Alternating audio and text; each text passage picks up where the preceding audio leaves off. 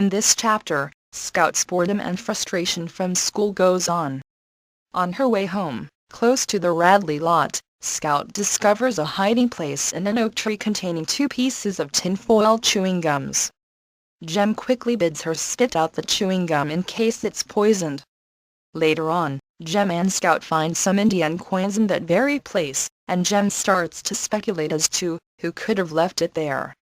Dill comes back from Mississippi and the Boo Radley theme continues. Enraged from Scout for some reason, Jem rolls Scout in a tire with great force into the Radley steps. The children then devise up a game in which they would act out a Boo Radley play. They even go as far as to reenact the incident when Boo Radley was supposed to have stabbed his father's legs with a pair of scissors. However, Atticus catches them playing the game, but Jem denies the Radley connection. After this, Scout wishes they stop the game, but the headstrong Jem refuses. Consequently, Scout spends more time with a favorite neighbor, Miss Maudie Atkinson, who tells her more about the Radley house and her relationship with Jack Finch. Miss Atkinson spends most of her time in the garden, and, whenever she bakes big cakes, she always prepares 3 small ones for the inquisitive trio, Jem, Scout, and Dill.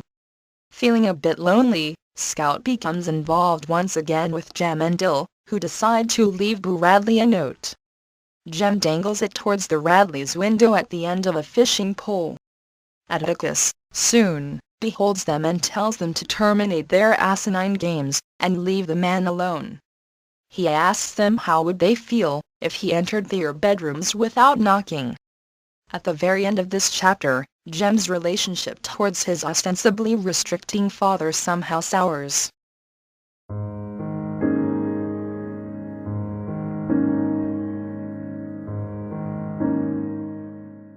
These chapters serve primarily as a record of Jem and Scout's childhood adventures with Dill and the specter of Boo Radley. Even as the children play the Boo Radley game, make their attempts to give a message to Boo, Boo's character is transformed from a monster into a human being. Although Boo's relevance to the main plot of the novel is still unknown, the compelling human story that these chapters weave around Boo keeps the reader interested in him, even if he serves only as a diversion to the young Finch children at this point. Boo makes his presence felt in these chapters in a number of ways. First, the presents begin to appear in the Radley tree, and, though Scout does not realize who has been putting them there, the reader can easily guess that it is Boo, a clear example of dramatic irony. Second, Miss Maudie offers insight into the origins of Boo's reclusiveness and a sympathetic perspective on his story. Miss Maudie has only contempt for the superstitious view of Boo. He is no demon, and she knows that he is alive, because she hasn't seen him carried out yet. From her point of view, Boo was a nice boy who suffered at the hands of a tyrannically religious family. He is one of many victims populating a book, whose title, To Kill a Mockingbird, suggests the destruction of an innocent being. In fact, as a sweet, young child apparently driven mad by an overbearing father obsessed with sin and retribution, Boo epitomizes the loss of innocence that the book, as a whole, dramatizes. For the children, who first treat him as a superstition and an object of ridicule, but later come to view him as a human being, Boo becomes an important benchmark in their gradual development of a more sympathetic, mature perspective. Miss Maudie is one of the book's strongest, most resilient female characters. One of the few people in the town who share Atticus's sense of justice, she is also Scout's closest friend and confidant among the local women. Atticus's wife is dead, leaving Scout with Miss Maudie and Calpurnia as her principal maternal figures.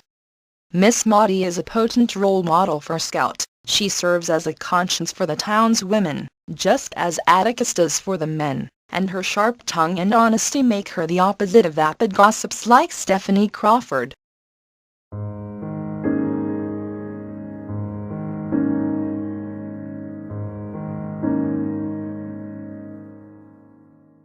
You don't, and I'll tell Calpurnia on you. After Scout tells Jem about the gum she found in the Radley lot, Jem quickly tells her to spit it out and go gargle right away. Scout demurs at first, but then Jem uses Calpurnia to reinforce his command. He feared that these gums could be virulent, since they were found in the phantom-like Radley yard.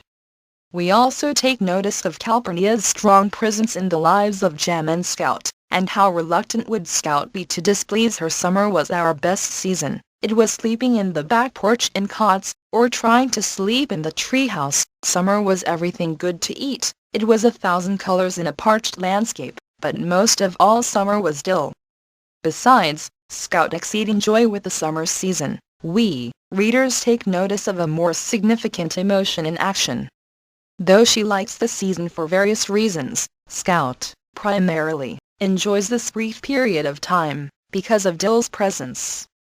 Furthermore, two major incidents in Chapter 5 clearly corroborate the existence of an intimate relationship between Scout and Dill. First, when Dill proposes to marry Scout and vows that he would love no third girl besides her, and second, when Scout gets really pissed off, when Dill clings more onto Dill and forgets all about her.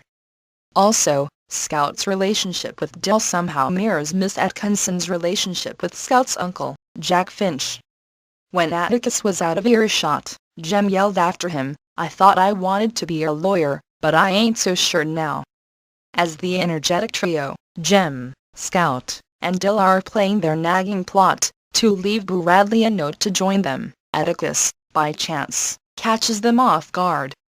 He reprimands the boys, especially Jem, and instructs them a very valuable lesson, which Jem and Scout would naturally fathom by the end of the novel. Before embarking upon any action against any person, put yourself first into that person's place. Though Jem's disrespect to his father begins to breed, he is partially not to blame, for he is still a child. Later on, when Jem grasps how divine a figure Atticus is, the former's attitude will radically change to that of a loving devotee.